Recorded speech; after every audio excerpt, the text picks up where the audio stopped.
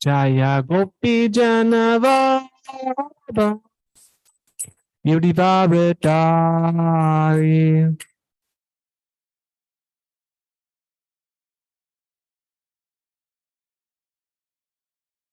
Yashoda Nandana Bhajajana Ranjana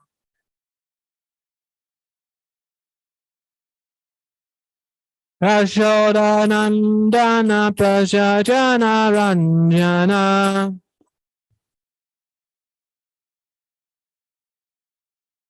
Yashoda Nandana Bhajajana Ranjana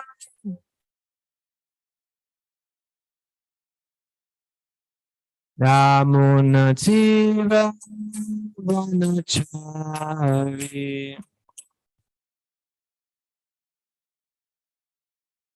Yamunativa Vanachari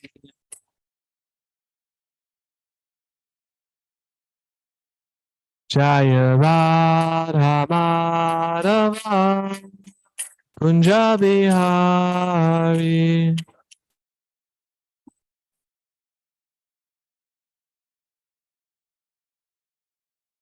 Jaya Radha Madhava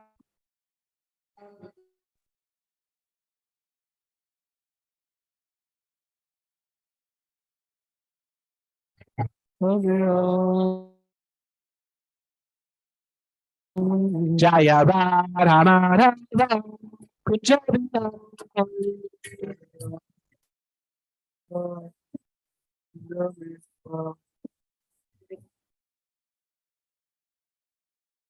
Om Namo Bhagavate Vasudevaya. Om Namo Bhagavate Vasudevaya. Om Namo Bhagavate Vasudevaya. Om Namo Bhagavate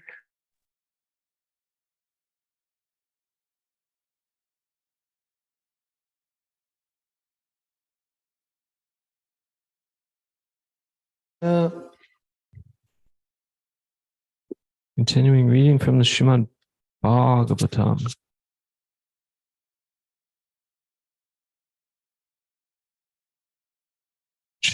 Canto 2, Chapter 3, Text 23.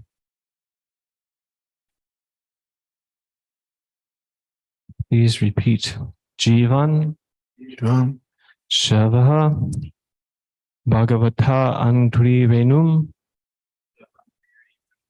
Na Jatu Martya Abhilapeta Ya Hu Shri Vishnupadya Manuja Tulasya Shvasan Shava Ya Tu Naveda Gandham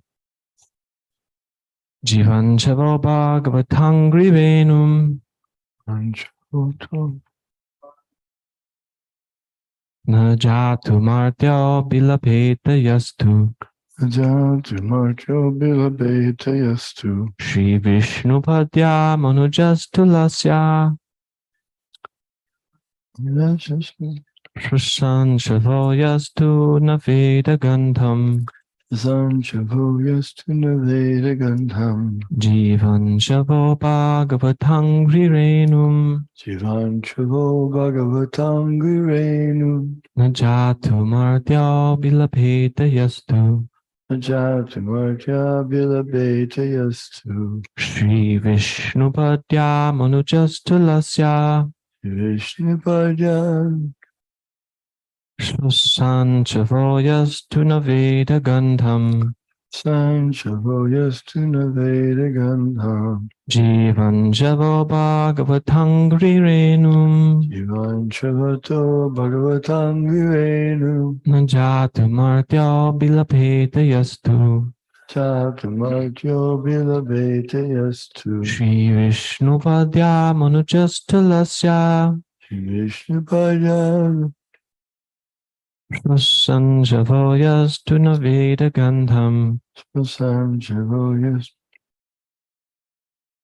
Jivanchavo Bhagavatangirenum Najatumartyo Bilabheta Yastu Shri Vishnu Padya Manujastulasya Shvasanchavo Yastu Naveda Gandham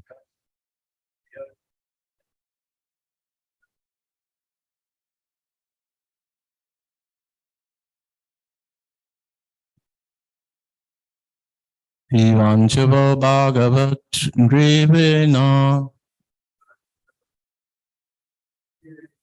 Na Jatu Martyo Bilabeta Yastu Shri Vishnu Padya Manujastulasya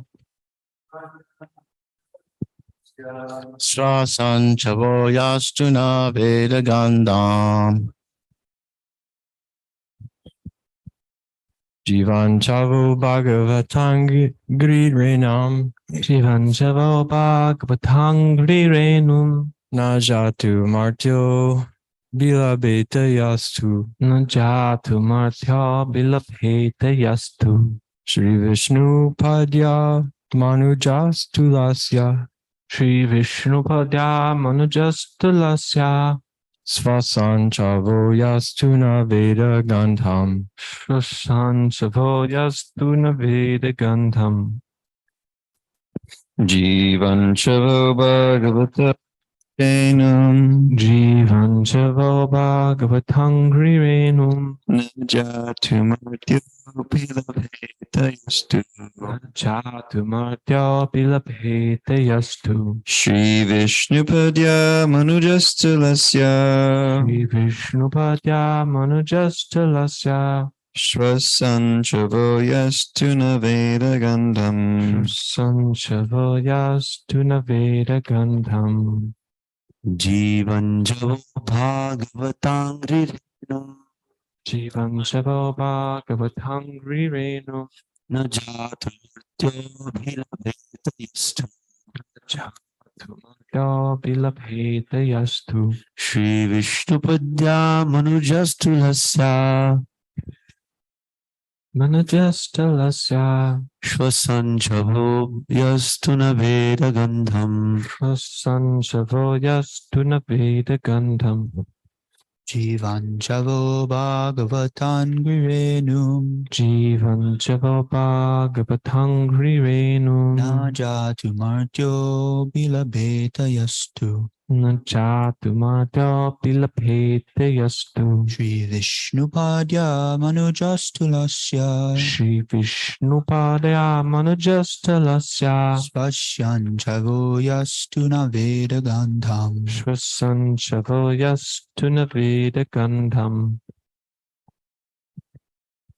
Jivam Shiva Bhagavatam Gririnum Najati Martyo Bhilabheta Yastu Shri Vishnupadya Manujastulasya Shvasan Chavoyastu Naveda Gandham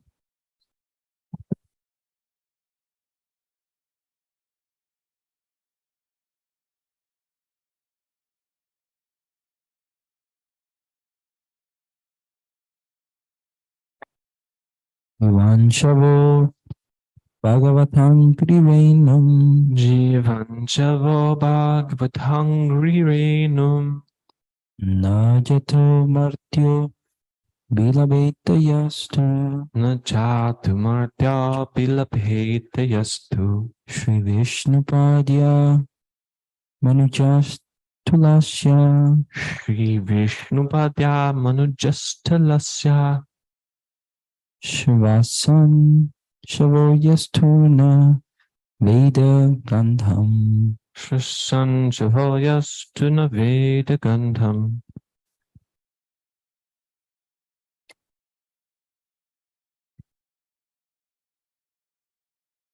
Is there anybody else who would like to chant?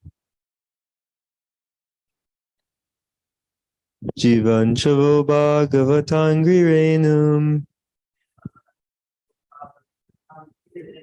Najatu Martyo Bilabeta Yastu Sri Vishnupadya Manujastulasya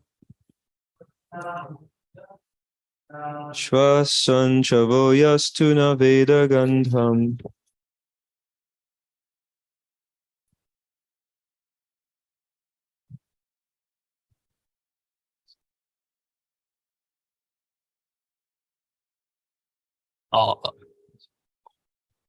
Jivanjavo Bhagavata Bhaghirinemu Jivan Javo Bhagavatam Venu Na Yatu Mrityo Bhilabheda Yastu Najatamartya Bilabheta Yastu Shri Vishnupadya Manujastulasya Shri Vishnupadya Manujastulasya Shvasanchavo Yustuna Veda Gandham Sanjavoyas Tunaveda Gantam.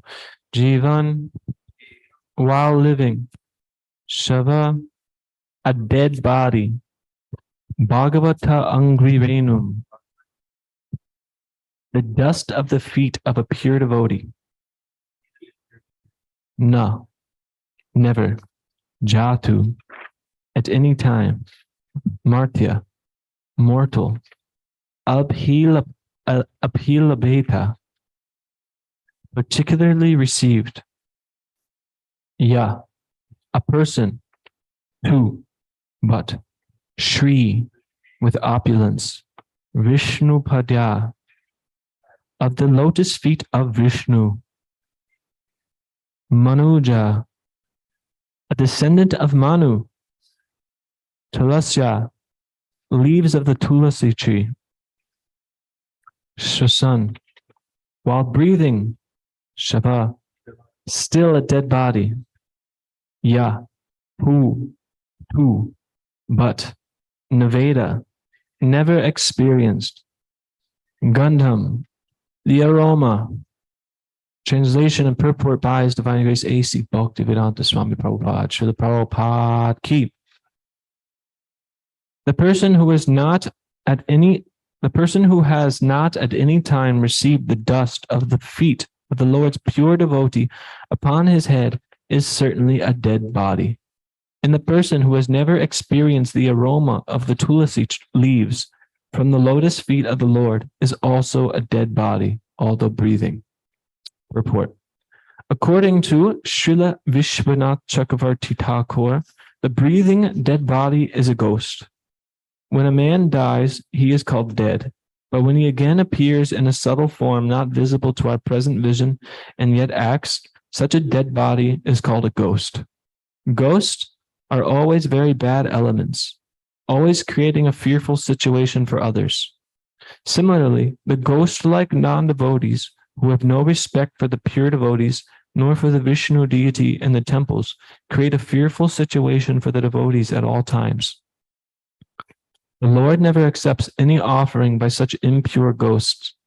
There is a common saying that one should first love the dog of the beloved before one shows any loving sentiments for the beloved. The stage of pure devotion is attained by sincerely serving a pure devotee of the Lord. The first condition of devotional service to the Lord is therefore to be a servant of a pure devotee. And this condition is fulfilled by the statement, reception of the dust of the lotus feet of a pure devotee who has also served another pure devotee. That is the way of the pure disciplic succession, or devotional parampara. Maharaj Rahugana inquired from the great saint Jadabharat as to how he had attained such a liberated stage of Paramahamsa. And in answer, the great saint replied as follows. Rahuganaita tapasa nayati na chejaya nirvapanat vihadva na chandasa naiva jatagni surye vina mahatpada vajo bhishekam. Bhagavatam 5:12-12. O King Rahugana, The perfectional stage of devotional service, or the Paramahamsa stage of life, cannot be attained unless one is blessed by the dust of the feet of great devotees. It is never attained by tapasya, or austerity. It is never attained by the Vedic worshipping process, acceptance of the renounced order of life, the discharge of the duties of household life, the chanting of Vedic hymns, or the performance of penances in the hot sun, within cold water, or before the blazing fire. In other words, Lord Sri Krishna is the property of his pure, unconditional devotees, and as such, only the devotees can deliver Krishna to another devotee. Krishna is never obtainable directly. Lord Chaitanya therefore designated himself as Gopi Bhartu Pada Kamalayor Dasa Dasanudasa, or the most obedient servant of the servants of the Lord, who maintains the Gopi damsels at Vrindavan. A pure devotee therefore never approaches the Lord directly, but tries to please the servant of the Lord's servants, and thus the Lord becomes pleased, and only then can the devotee relish the taste of the tulasi leaves stuck to his lotus feet. In the Brahma Samhita, it is said that the Lord is never to be found by becoming a great scholar of the Vedic literatures, but he is very easily approachable through his pure devotee. In Vrindavan, all the pure devotees pray for the mercy of Srimati Radharani, the pleasure potency of Lord Krishna. Srimati Radharani is a tender-hearted feminine counterpart of the Supreme Whole, resembling the perfectional stage of the worldly feminine nature. Therefore, the mercy of Radharani is available very readily to the sincere devotees, and once she recommends such a devotee to Lord Krishna, the Lord at once accepts the devotee's admittance into his association. The conclusion, therefore, that one should be more serious about seeking the mercy of the devotee than that of the Lord directly, and by one's doing so, by the goodwill of the devotee, the natural attraction for the service of the Lord will be revived. Translation again. The person who has not at any time received the dust of the lotus feet of the Lord's pure devotee upon his head is certainly a dead body. And the person who has never experienced the aroma of the tulasi leaves from the lotus feet of the Lord is also a dead body, although breathing. Maharaj, would you like to make some comments?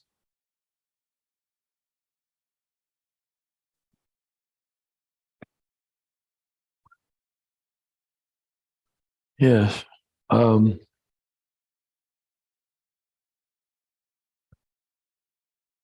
This is a remarkable trait of Sri Krishna, that he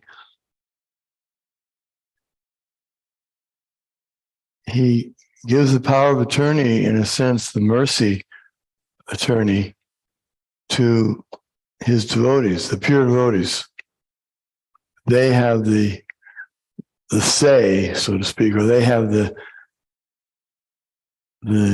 responsibility or the opportunity to award Krishna, to give Krishna. One devotee prays, I'm simply running after you, dear Vaishnava, because you have Krishna, you have the power to give him to me. That power of attorney of giving Krishna to others is handed over to the pure devotees. And Krishna, that means he's sold himself. Because once you give the power of attorney to someone, it acts. They can give away all your wealth. If they decide that I'm going to take all the wealth of this gentleman, I'm going to give it to this charity, and it's gone. He signs and it's over. So it's very risky. Krishna, he doesn't like to give so easily himself away, but he agrees to do so, putting himself in the care of his pure devotees, because he knows that they will always serve him. They'll always do what is in his best interest. They'll always take care of him. So this is the basis of the loving relationship between Krishna and the devotee. The devotee knows that Krishna will always take care of him. in every circumstance. Therefore, he's not worried about anything. The coward boys, even when they were walking in the mouth of Aghasura, huge giant snake, and they realized what they were doing. Man, this is not just a cave. There's breathing going on here. This is an animal. This is a snake. What's going to happen to us? And they were confident that Krishna would take care of them. That's how confident they were. And similarly, Krishna is so confident, he puts himself under the care of his devotees. And they have the right to actually take care of him or not. It's not that he's in anxiety, waiting when he'll have to show himself to be God, save himself. He's not worried about them making any mistakes. So this is a very remarkable aspect of devotional service. It's based on complete faith in the beloved.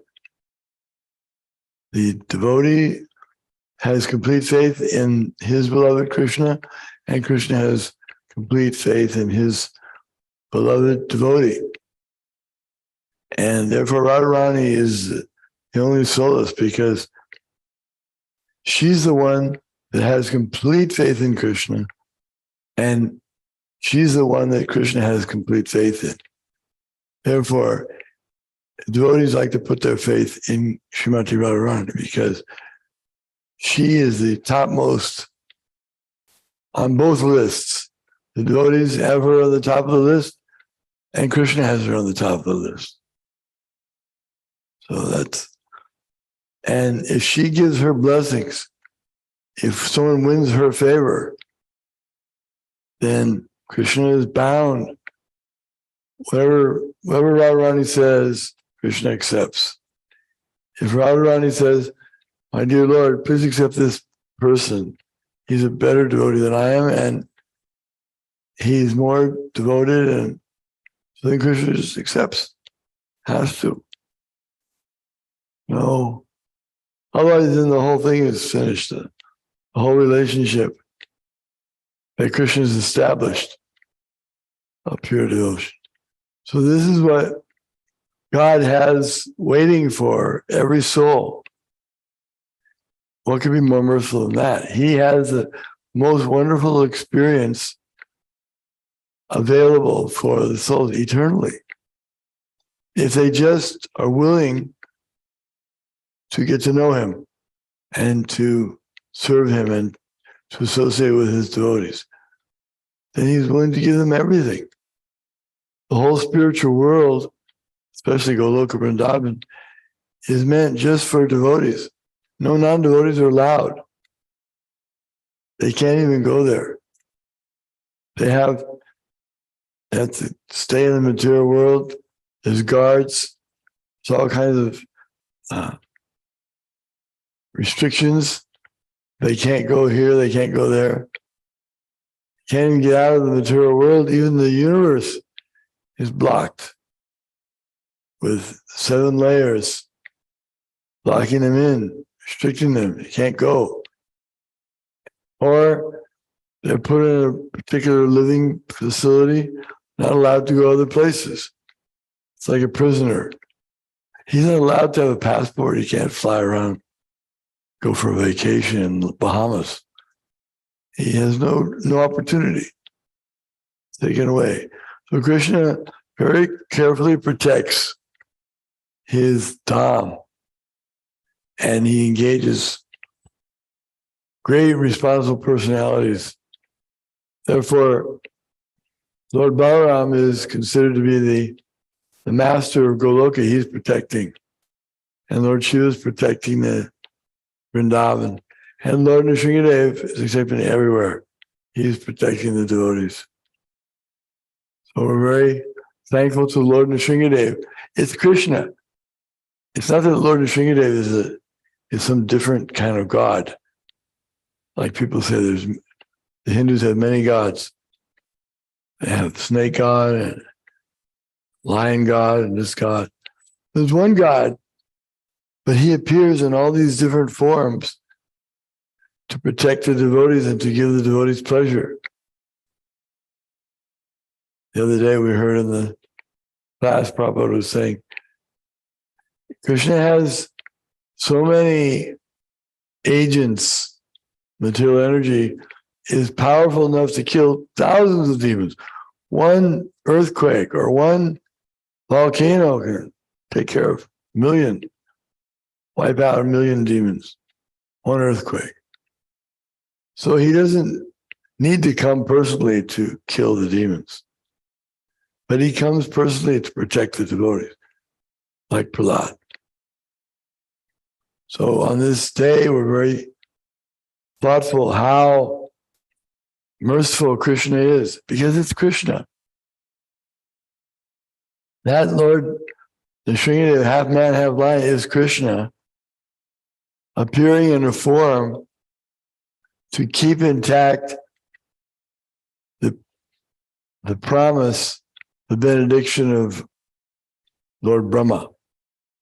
Lord Brahma was trying to do the best. He's trying to do the best he can in managing this universe. It's not easy, especially when you have people like Hiranyakashipu around, because they become so powerful by austerities that practically you can't even control them.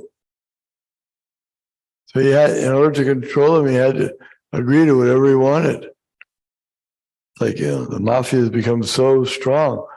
The head of the police is just doing what they say. He dances the way they want. Sometimes it happens. It's very dangerous for the people. So Krishna comes in whatever form he has to take to save the devotees. Sometimes he comes as the most beautiful woman, because that was the only way to save the devotees from the demons.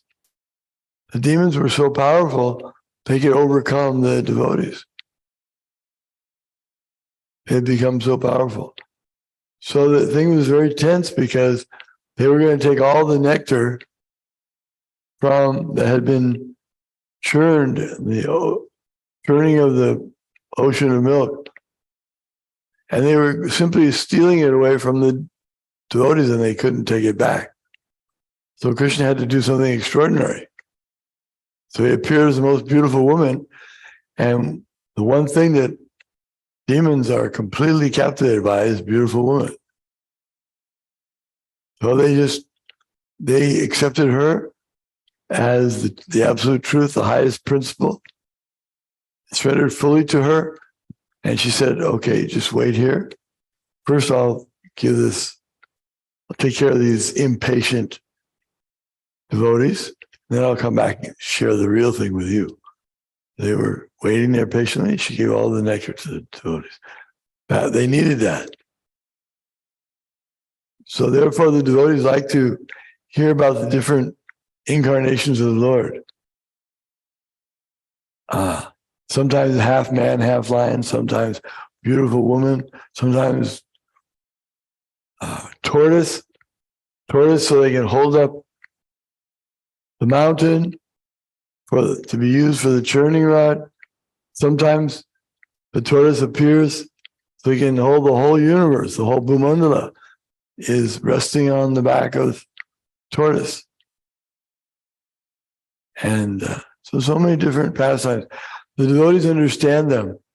And those who don't understand think they're just some kind of brute, worshiping of brutes, animals, strange, uncanny, things like that. Religion where they worship snakes, four-headed people. It's so crazy they can't imagine, because they don't understand. But as soon as one begins to enter into the understanding of the Vedic knowledge, it makes so much sense. Everything is perfectly explained about the material world, the spiritual world, and everything in between. So we should patiently hear the glories of the Lord from the lips of the pure devotees. Then all our troubles will be taken care of, removed. Mukunda liberates one from all difficulties, and we can be happy in the discharge of devotional service and be confident that at the right time we'll be able to go back to home, back to Godhead, and serve Krishna in the eternal spiritual realm. Try. Thank you, Maharaj.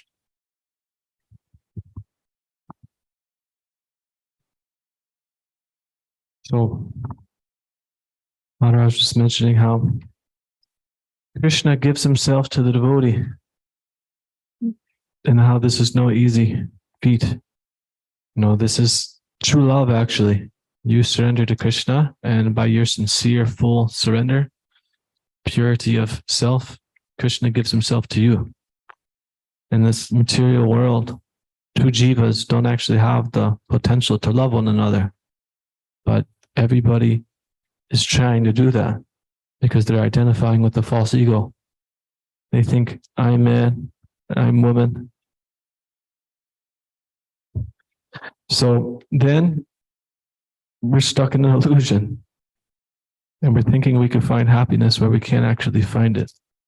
And this part of the Bhagavatam is very nice. Does anybody know who's speaking this shloka?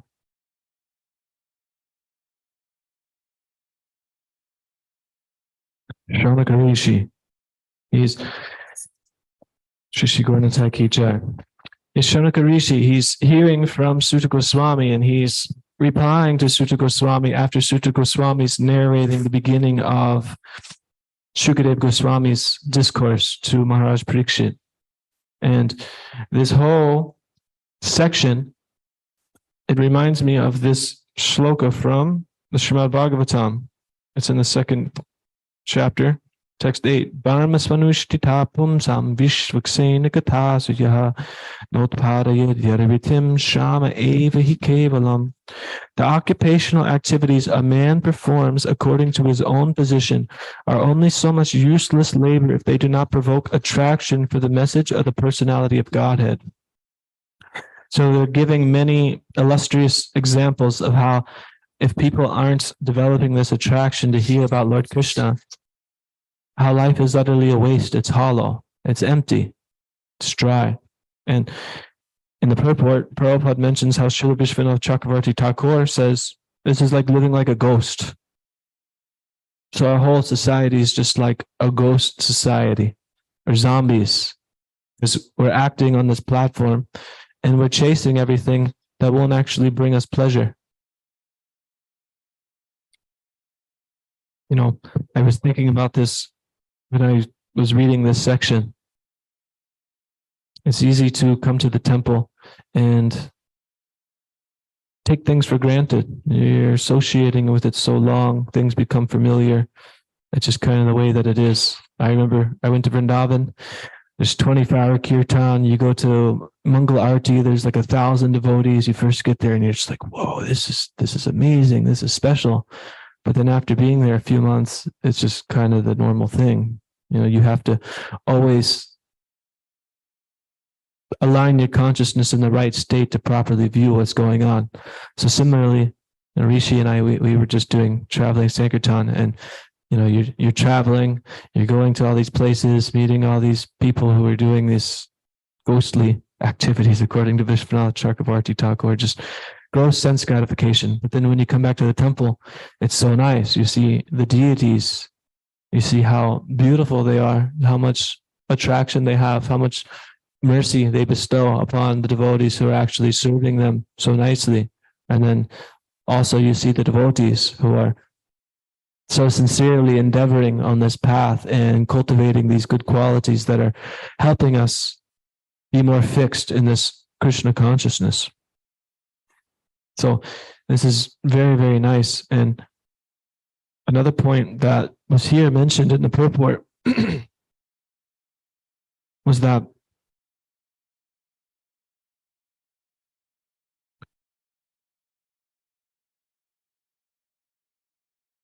Srila Prabhupada mentioned that one has to approach the devotee of the Lord, the servant of the Lord, to actually obtain the mercy of the Lord.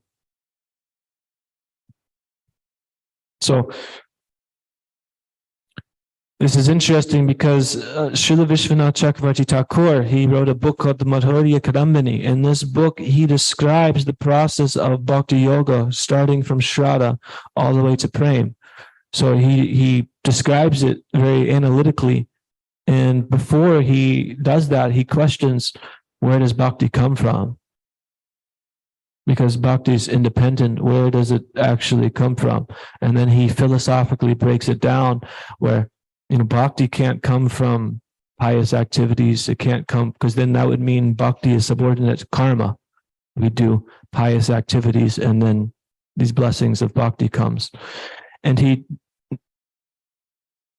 continues to analyze more aspects of it. And ultimately, he describes how bhakti comes from bhakti.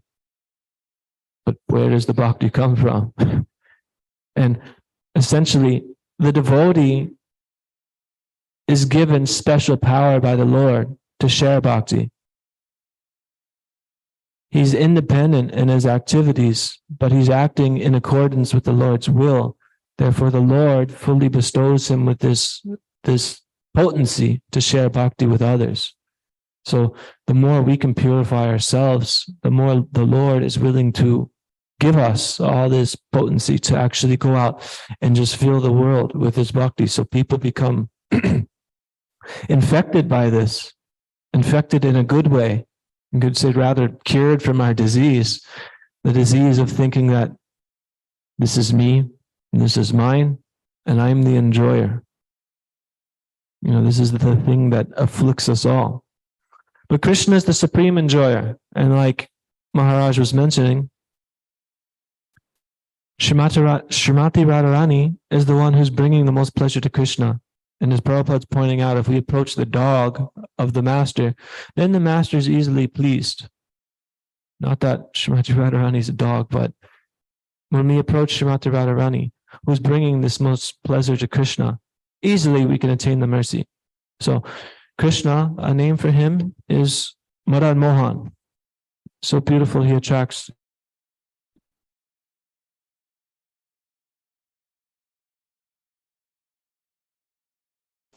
Which means that person who attracts Cupid. Another name for Krishna is Radha Raman. That person who's bringing pleasure to Srimati Radharani. So this is the perfection of life and a infinite loving exchange that knows no limits. And we are incapable of employing this way of life by our own selves. So we are completely dependent on the mercy of the Lord. And more importantly, we're completely dependent on the mercy of the devotees of the Lord. So if we sincerely try to serve the devotees of the Lord, then the Lord is automatically pleased. And we sing this every morning. Yasya prasada Bhagavata prasado. Yasya prasada nagati katopi. By bringing pleasure to the spiritual master, the Lord is automatically pleased. We heard this morning in this wonderful pastime in the Prabhupada Lilamrita. Prabhupada wanted his disciple to do something his disciple didn't really want to do. He was trying to weasel out of it. And then, Prabhupada kind of narrowed it down to like this point, and, he kind of got checkmated. Because this is the essence of our philosophy. But it's not just limited to serving our spiritual master. We can serve all the acharyas. We can serve all the devotees around us. We can bring, just try to serve and help all the devotees, uplift the devotees, preach to the devotees, inquire from the devotees, share prasadam, share our mind, reveal our mind from the devotees. Share all these loving devotional exchanges with the devotees. In this way, we can stay in the fire of devotional service. Without the association of devotees, devotional service becomes next to impossible. I was thinking about today's Nrsimha Chaturdashi, so Hiranyakashipu, he was doing all these austerities. We heard yesterday that Lord Brahma came to see him and they couldn't even find him because he was covered by like this anthill and grass. And he's like, where is he? So we can go on our own, kind of against the current of the material energy and try to do, all these austerities, all these different things. What good is it without developing this attraction to hear about Krishna? What good is it? Krishna in the Bhagavad Gita, he says, Machchita mat param gatim. No, can't even think right now. So in the Chatur Shloki, he says, those devotees, they eternally relish more and more pleasure by discussing my pastimes. Katayantas chanityam pashanti cha ramanti cha. I can't think. Anyways, by the devotees associating together and constantly sharing the glories of the Lord, they're developing ever increasing bliss. And this is all what we're looking for. We all want to be happy. We want to be fulfilled. We want to be satisfied. We have devotees around us. We have the Bhagavad Gita. We have the Srimad Bhagavatam. We have the Mahabharata. We have the Mahabharata. We have all these texts that are given by the acharyas that actually elaborate so much more on the details of the loving exchanges of the Lord and his devotees. If we just read them and discuss them amongst one another, then very easily we attain the mercy of the Lord. The blessings are just showered upon us. And you can tell the difference. It's like life becomes light, life becomes, enjoyable. Things kind of click and flow, then you see the devotees and you're like, Hare Krishna, and you remember these pastimes and things that you're reading and talking about, because it's all built around Krishna. It's all built around the Lord. But in the material world, everybody's pursuing things, but it's all built around the false ego, and it only brings suffering, only pain. So we may not be pure, but this book right here is pure.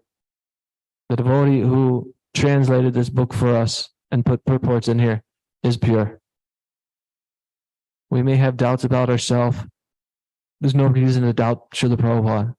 Completely pure devotee, transcendental, fixed up in every way, utilizing everything for the pleasure of Lord Krishna.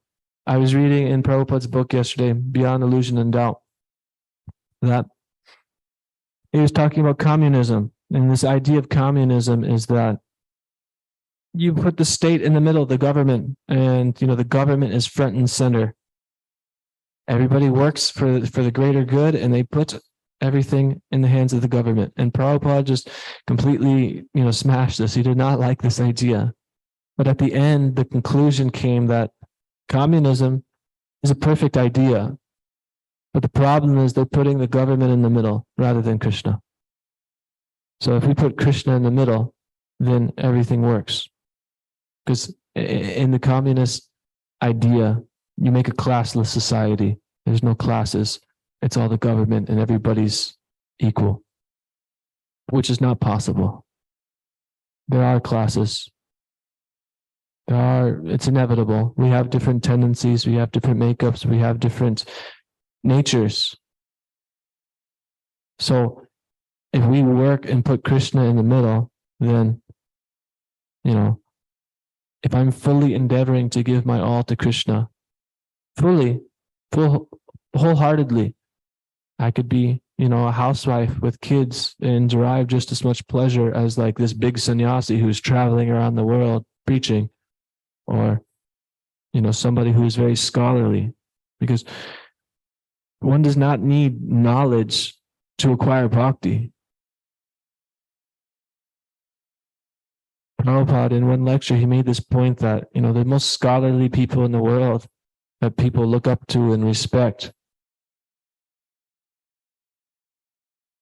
in comparison to the devotees, somebody could come off the street after one day and they're able to give up the 4 regulative principles. They don't want to go waste their time watching movies or, speculate on all sorts of different ideas and nonsense. So instantly, by taking up bhakti yoga, by serving the Lord, one gets this transcendental knowledge. And then from this transcendental knowledge, one becomes detached from his body, from his false ego, from all the things that bog us down in the world, thinking I'm I'm part of this country, therefore I have to do something. This is my family, and they raised me this way, and I can't leave them. No, we're eternal souls. We're spiritual beings, and we should really take heed of this. We hear it all the time, but we should really, really jump into that. I'm. What's there to fear? Fear's dealing with the body. The body's temporary. So we're fearing that we could lose something. Krishna says in the Bhagavad Gita, the soul could never be wet, never cut, never burned. What's there to fear? If we get rid of our fear and just turn towards Krishna, use that same energy in Krishna's service, we'll be rewarded immensely. But our doubts and fear and all these things, it's born of illusion. And Krishna's trying to free us from this illusion. Shukadev Goswami is freeing Maharaj Parikshit from his illusion problem. Not that he's illusioned, he's a pure devotee, but he's in a conundrum. He's about to lose his body, die. So I know it's a little over time, but we're kind of fasting today, right? Anyways, so the sages, they're inquiring from Sutta Goswami to be free from this illusion also, but more than just being free from the illusion, because like Maharaj was mentioning, that bhakti is not so easily attainable. Krishna just doesn't give himself to anybody. The illusion ends with mukti, but the devotees, we're not pursuing mukti, we're pursuing the lotus feet of the Lord, pure devotional service. And in that way, you give yourself to Krishna, he gives himself to you. And then naturally you want to give more to Krishna. And then he says, no, more for you. So much so that, when the gopis come to him, he says, I can't even repay you for what you've done. And it's like a eternal debt. Just like we're in the material world and we're indebted to so many people, so many different things. Ultimately, we're in debt to Krishna. Krishna provides our life, our existence, and everything. But when we give that to Krishna, then Krishna gives everything to us. Every desire that we have, that we don't know we have, fully fulfilled and satisfaction. And that's what's being offered to us all. And we are very fortunate to be able to hear and discuss this every day. We should really take it serious and study, give up wasting our time. It's so easy to go to a class, kind of sit there, zone out, then I leave and I go scroll on my phone and I look at all these different things, and then then you go outside and you hear somebody playing some rap music, and then you smell other smells, and then half the day is gone, and it's like, oh, I got to chant japa, and then your mind's all disturbed. But the more that we actually just try to take it serious, try to hear, the more that it builds on our consciousness. And we might slip up and make mistakes. It's natural because we're not pure. But the important thing is to keep going. And one last point I'll make is, well, I thought I was going to read the next text, but there was a point I read in that purport where it's talking about chanting the holy names. And basically, Vishwanath Chakravarti Thakur in his Madhurya Kadambini, he describes the nature of offenses, like how it's preventing this anartha nivritti from fully removing our anarthas. And he was analyzing these offenses, and he basically said the offenses are only the offenses against the holy name. Because if we're sincerely chanting the Lord's holy name and hearing properly, like we do every day in the temple, if we come in and we're not zoning out and we're really trying to hear and chant the whole day and hear the philosophy and apply our minds to it, then all the other offenses that we do in the temple and all these things, minor things, they're all wiped away. But if we think that, oh, okay, I'm going to go chant all day, so now I can just go in the temple and do whatever I want, I know this is an offense, I'll do that, it doesn't really matter, then these things become offensive. So the point is that if we truly take shelter of the holy name and strive to do our best, then we'll be blessed. That's everything. Hare Nama, Hare Nama, Hare Nama Eva Kevalam, Kla Nasteva, Nasteva, Nasteva Gachiranyata. There's no other means of deliverance in this age of Kali other than chanting the holy name. So when we chant, we should put our full attention on it, full focus. We should hear. So, yeah. Does anybody have any questions, comments, thoughts, reflections, doubts, disturbances? Yes. Can we get a microphone back here?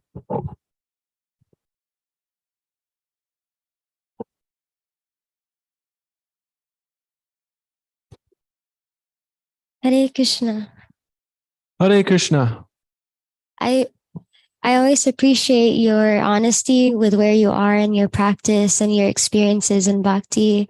I like how you spoke about your experience in Vrindavan and how even being there, in Mangalarti with all the devotees and thinking, wow, this is amazing, this is great.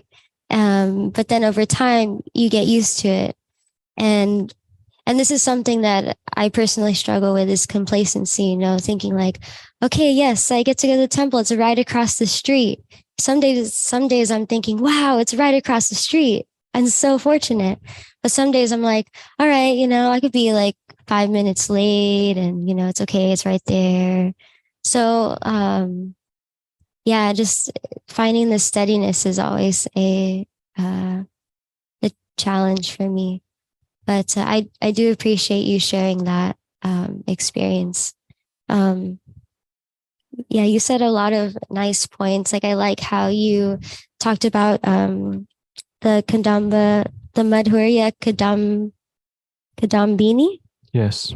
And how he was saying that, bhakti ultimately comes from bhakti. It doesn't come from us like gaining knowledge or just anything. So the mercy of the Lord and the mercy of Srimati Radharani. And I also liked when you said that when we fully give ourselves to Krishna, then he gives himself to us. That's really nice to think about. So yeah, thanks, Prabhu. Hare Krishna. Yeah. One last point on this. It's very important is that, it's like one thing for me being in Vrindavan and having that experience because, you go outside and everybody's chanting Hare Krishna. So like, it's kind of easy to get connected one way or another, or you almost get run over by a car and they're chanting Radhe, Radhe. But, when we're in a smaller group of association, Sangha, and there might not be so many advanced devotees, senior devotees, then it's really important to guard against this feeling of, like content that can arise because, when you first come to a devotional service, you see the devotees, you hear from them, you're like, wow, they're amazing, they're so special, they're awesome. But then after a little time, you practice a little while, then you're like, oh, maybe he's not perfect. He does like this, he does like that. You can see more of these, different character flaws and such that develop.